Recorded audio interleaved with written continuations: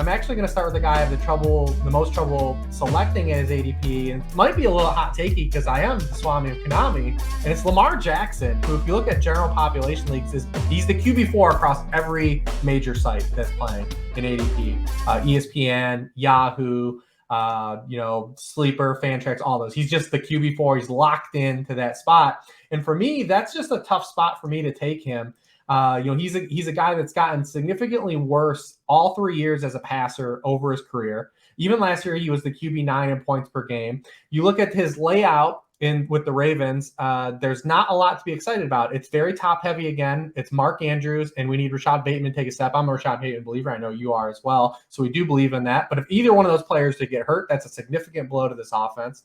The Ravens also have our worst projected passing schedule, one of our worst projected passing schedules here. It's actually 27th. He gets that opening draw against the Jets, but then look at his opening stretch before his bye. I mean, he gets the Miami Dolphins, the Patriots, the Bills, the Bengals, the next 4 games after week 1. He also gets the Buccaneers, the Browns, and the Saints all prior to his week 10 bye. For his career against top 10 pass defenses, Lamar Jackson's just thrown for 6.1 yards per pass attempt. And then when you look at, we're chasing the 2019 campaign for Lamar Jackson. Like, how much does that still anchor our expectations for Lamar Jackson?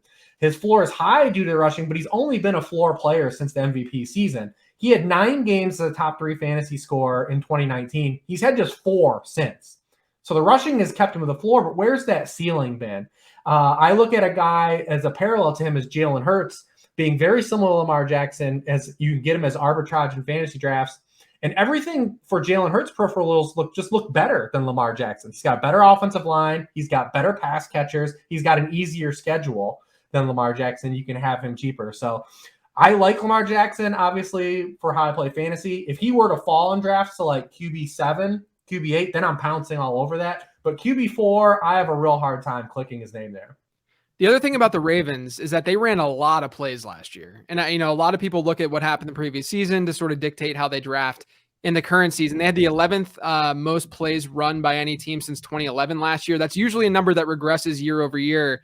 If you just look at how teams have regressed historically with a number like they had, they're going to drop in plays by over 4 per game, which is not insignificant. I mean, it seems insignificant when you look at it from a game-by-game basis, but multiply that out, and it's not insignificant. And then the other thing with Baltimore, they had a way higher pass rate last year than what we've seen, previously under Greg Roman. That's going to see some regression more than likely with their running backs being healthy and them not running these random veterans off the street, as their lead backs. Their secondary is healthier, so hopefully the defense is a little bit better to keep them into games and to not have these like negative game scripts.